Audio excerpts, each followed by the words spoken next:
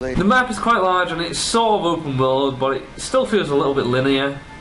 It's large enough for you to be able to fast travel from certain camps that you've reached in the game already, but each mission you complete sort of advances you to the next part of the map. There is a lot of collectibles and mini-games to complete, so the fact that you can travel back to certain camps is great, as when you're fast travelling it shows you exactly what you completed in that specific area. Also quite relevant to the game is the fact that there are hidden tombs in the game, don't read it, which you can find and explore, which give you nice loot and XP. On the topic of XP, Lara can be upgraded throughout the game once you earn enough XP. These upgrades are stuff such as being able to carry more ammunition, taking less damage in fights, and finding more salvage. The salvage acts as currency in the game, which allows you to apply upgrades to your weapons. I must say, the graphics in this game still to this day look bloody fantastic. And when it was first released, it was a very good benchmarking game, thanks for the fact that it did look so good, and thanks to the in-game benchmark. I tested my Steam controller on this game with little success. I got it working, but the camera wouldn't move for anything unless I aimed with my weapon.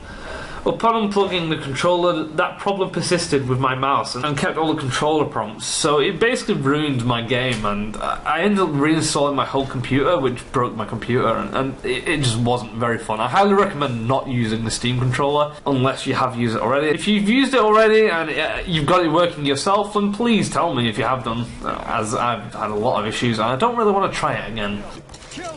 Game performance wise, it's not amazing.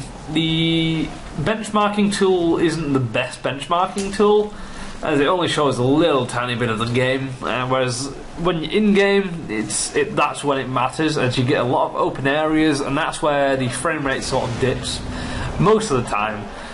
But I'll know about these issues, and hopefully they have a patch incoming soon. Feel free to check out my comparison video of Windows versus Linux. Personally, I really loved this game. I first completed this game on a PS3, and by complete, I mean completing the story and collecting everything in the game. It sort of gives you an example of how much I enjoyed this game, and to finally be able to play this properly on PC with glorious PC Master Race frame rates makes the experience all that much better. I really enjoyed that there was so much to explore and collect. If a game has this aspect, then I do tend to enjoy it a bit more, as I always try and find, I guess, the wrong way to go, so I can try and find everything possible. I can't really comment on the multiplayer, as I've never actually tried it.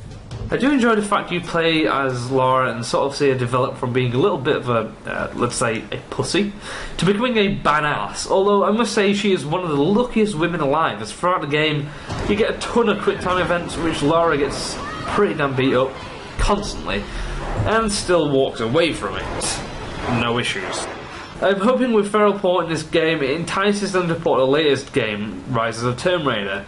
Although with how closely Microsoft have worked on this game, with the timed exclusive and whatnot, we shouldn't get our hopes up on that one.